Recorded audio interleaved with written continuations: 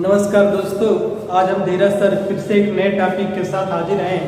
क्रिया, जो आपको एसएससी जीडी के एग्जाम के लिए बहुत महत्वपूर्ण साबित होगा, यूपी पुलिस के एग्जाम के लिए भी। आज देखते हैं क्रिया है क्या। क्रिया अर्थात वर्ब, जिस शब्द से किसी कार्य का करना या होना पाया जाए उसे क्या कहते हैं? उसे क्रिया कहते हैं। उसे क्या कहते हैं? क्रिया कहते हैं। जिस शब्द से किसी भी कार्य को करना या होना पाया जाए। मैं पुस्तक पढ़ता हूँ, राधा पत्र लिखती है, मोहन गीत गाता है। जिस शब्द से किसी कार्य का करना या होना पाया जाए उसे क्रिया कहते हैं। जैसे उठ, चल, पढ़, हंस, जा, खा, ये सभी क्या है? क्रिया है। क्रिया के मूल रूप को क्या कहते हैं? हम धातु कहते हैं। क्रिया का जो मूल रूप होता है, जिससे क्रिया बनाई जाती है, उसे क्या कहते हैं? धातु। या ये भी कह सकते हैं धातु जिन मूल शब्दों से क्रिया का निर्माण होता है, जिन मूल शब्दों से क्रिया का निर्माण होता है उसे क्या कहते हैं बाबू? धातु के नाम से जानते हैं। ये धातुएं होती हैं जिनसे क्रिया बनाया जाता है। उत्पत्ति या व्युत्पत्ति के आधार पर धातु के केवल कितने भेद होते हैं? दो। एक होती है मूल धातु क्रिया और दूसरी होती है यौगिक क्रिया। मूल धातु क्रियाएं किसे कहते हैं? जो क्रिया स्वतंत्र रूप से होती है, अर्थात उन्हें किसी की जरूरत नहीं पड़ती है, या ये स्वतंत्र होती है, ये किसी पर आश्रित नहीं होती है। उठ, चल, पढ़, गा, खा, पी, चल, ये सभी क्रियाएं क्या है? मूल धातु क्रिया कहते हैं। यौगिक क्रिया किसे कहते हैं? यौगिक क्रिया देख लें तो मूल धातु में कोई भी प्रत्यय लगाने पर यौगिक धातु का निर्माण होता है। अच्छा, ये प्रत्यय क्या होता है? प्रत्यय जो शब्द के पीछे जुड़ता है उसे क्या कहते हैं बाबू? प्रत्यय करते हैं। जो शब्द के आगे जुड़ता है उसको उपसर्ग के नाम से जानते हैं। जैसे लिख धन आई बराबर लिखाई। लिख धन आई बराबर क्या है? लिखाई, लिखाई।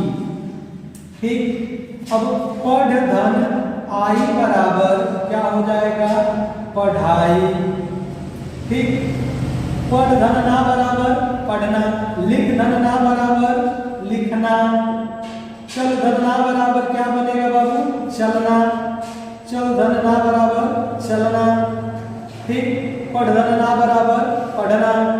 ये सभी क्रियाएं जिनमें कोई भी प्रत्यय लगा दे, जैसे ना प्रत्यय लगा दे, आ प्रत्यय, आई प्रत्यय, ना प्रत्यय, ना, तो ये क्या होती है? ये यौगिक क्रियाएं कहलाती हैं। ये किसी भी मूल धातु में कोई भी प्रत्यय लगा देने से बनी हुई क्रियाएं हैं। यहाँ हमने आई प्रत्यय लगा दिया, धन आई बराबर लिखाई, यानी कोई भी प्रत्यय लगाने से जो क्रिया बनेगी उसको क्या कहेंगे? हम यौगिक क्रिया के नाम से जानते हैं। आइए देखते हैं क्रिया के भेद जो हमारे एग्जाम में पूछे जा रहे हैं। क्रिया के भेद: रचना, कर्म या बनावट के आधार पर दो प्रकार की क्रिया होती है। एक का नाम है सकर्मक और दूसरे का नाम है अकर्मक। ये एक समझने वाली बात आ जाती है कि सकर्मक क्रिया किसे कहते हैं और कर्मक क्रिया किसे कहते हैं। जितने भी क्रियाएं होती हैं, जितनी भी क्रियाएं होती है जिसमें क्या हो? कर्ता हो, कर्ता के साथ कोई ना कोई कर्म हो और क्रिया हो, ये सभी क्या होती है? सकर्मक क्रिया कहलाती है। और कर्मक क्रिया ऐसी क्रिया होती है जिसमें कर्म न हो, अकर्मक। जिसमें कर्म हो, स का मतलब साथ साथ, जिसके साथ कर्म का प्रयोग हो उसे क्या कहेंगे? सकर्मक क्रिया के नाम से जानते हैं। जिसमें कर्म लग जाएगा सकर्मक होगा। जैसे राम पत्र लिखता है तो राम क्या लिखता है? तो पत्र लिखता है। राजू सोता है, राजू क्या सोता है? कुछ जवाब नहीं मिलेगा तो राजू अकर्मक। ऐसे भी घर पर माँ कहती है दिन भर सोए रहते हो, कोई काम नहीं करते हो, यानी जो ऐच्छिक क्रियाएं होती हैं, उठना, चलना, जागना, दौड़ना, ये सभी क्या है? छींकना, ये सभी क्या है? अकर्मक क्रियाएं होती हैं। आइए आगे देखते हैं सकर्मक क्रिया। आइए दोस्तों, अब हम देखते हैं फिर क्या होता है। क्रिया के दो भेद होते हैं। क्रिया के दो भेद होते हैं कर्म के आधार पर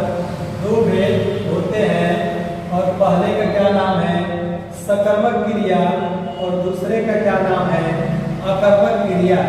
आइए आज हम जो रोज रोज का कंफ्यूजन बना हुआ है सकर्मक क्रिया और अकर्मक क्रिया का दूर कर देते हैं। जिन क्रियाओं के साथ कर्म हो, स का मतलब स धन कर्मक, इसको तोड़ सकते हैं ना, स का मतलब साथ साथ, स धन कर्मक।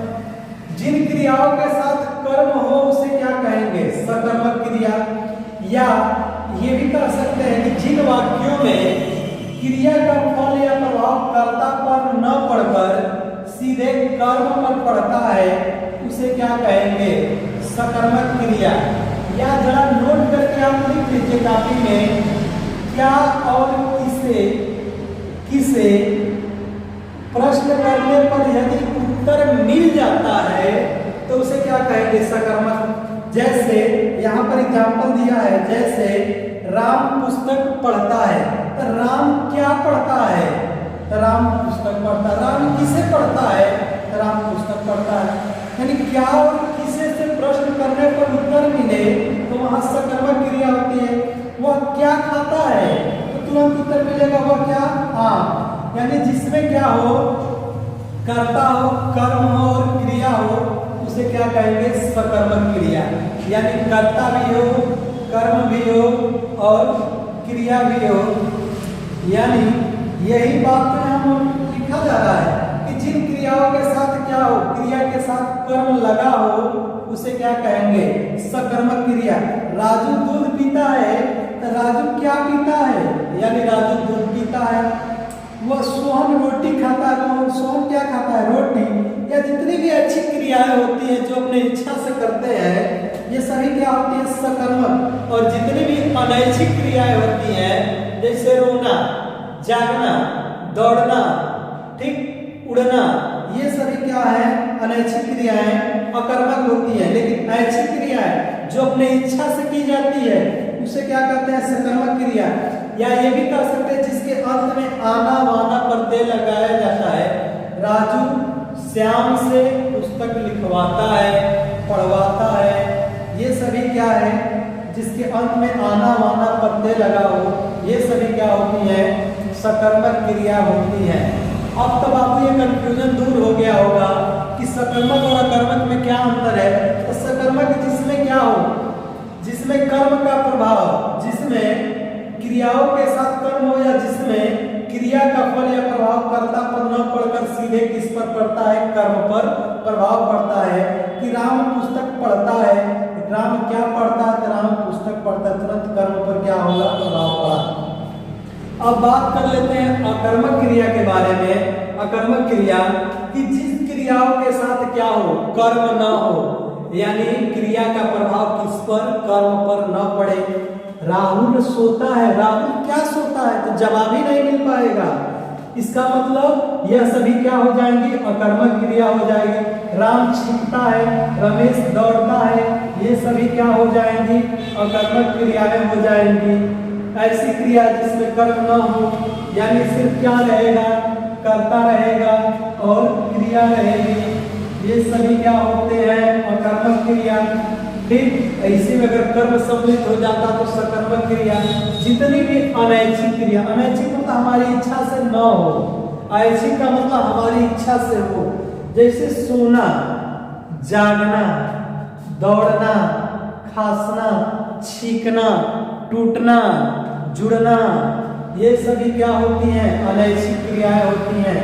इसे हम क्या कहते हैं अकर्मक क्रिया कहते हैं। या रोना, सोना, उड़ना, भीगना, जीना, डूबना, मरना, जागना, ये सभी क्रियाएं कैसी क्रिया होती हैं, ये सभी क्रियाएं अकर्मक क्रिया होती हैं। फिर आइए आपसे हम बात कर लेते हैं संरचना के आधार पर क्रिया के कितने भेद होते हैं। उसमें से भी कभी कभी आपसे प्रेरणार्थक क्रिया पूछ दी जा रही है, तो आइए चलते हैं देखते हैं। आइए दोस्तों देखते हैं कि संरचना के आधार पर क्रिया के कितने भेद होते हैं। पहला है संयुक्त क्रिया। जब किसी वाक्य में दो या दो से अधिक यानी क्रिया एक साथ आती है उन्हें संयुक्त क्रिया। संयुक्त का मतलब मिली जुली क्रिया। सुनील खा चुका है, यानी दो दो क्रियाएं जब आती है, जैसे पिंकी रोने लगी, ये सभी क्या है, संयुक्त क्रिया के उदाहरण है, यानी मिली-जुली क्रिया। दो दो क्रिया, पानी बरसने लगा, ये दो दो क्रिया हो रही है, यानी जब दो या दो से अधिक क्रियाएं एक साथ आती है तो उसे क्या कहते हैं, संयुक्त क्रिया। आप यहाँ नोट करके लिख सकते हैं, जब दो क्रियाएं एक साथ आती है तो उन्हें संयुक्त क्रिया के नाम से जानते हैं। फिर आती है पूर्वकालिक क्रिया, जिसे पूर्वकालिक, अभी अभी एक क्रिया हुई नहीं तब तक दूसरी क्रिया प्रारंभ हो गई। वह नहाकर विद्यालय गया, वह पढ़कर सोने लगा या वह पढ़कर सो गया। राजू खाकर पढ़ने लगा, वह हंसकर जाने लगी। इसका मतलब अभी एक क्रिया पूरा हुई तब तक दूसरी क्रिया प्रारंभ हो गई। वह नहाकर विद्यालय गया। सहायक क्रिया ऐसी क्रिया होती है जो वाक्य को पूरा करने में क्या करती है, सहारा प्रदान। मैं पत्र लिख रहा हूँ, ठीक। राजू बाजार जाता क्या है। ऐसी क्रिया जो वाक्य को पूरा करने में क्या करती है, सहायता प्रदान करते हैं, उसे क्या कहते हैं, सहायक क्रिया। नामधातु क्रिया, ये आपसे एग्जाम में पूछा जा रहा है, पूर्वकालिक क्रिया आपसे एग्जाम में पूछी जा रही है। एक क्रिया होने के तुरंत बाद क्रिया शुरू हो जाए उसे क्या कहते हैं, पूर्वकालिक क्रिया कहते हैं। नामधातु क्रिया ऐसी जो संज्ञा सर्वनाम विशेषण से तो मिलकर बनाए जाते हैं, ठीक। जैसे हाथ से हथियाना, लात से लतियाना, और बात से बतियाना, ठीक। लात से लतियाना, हाथ से हथियाना, बात से बतियाना, ठीक। अपना से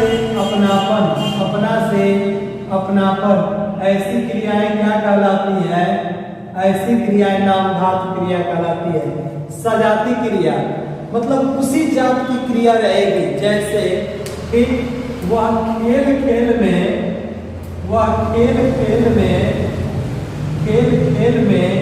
मारा गया।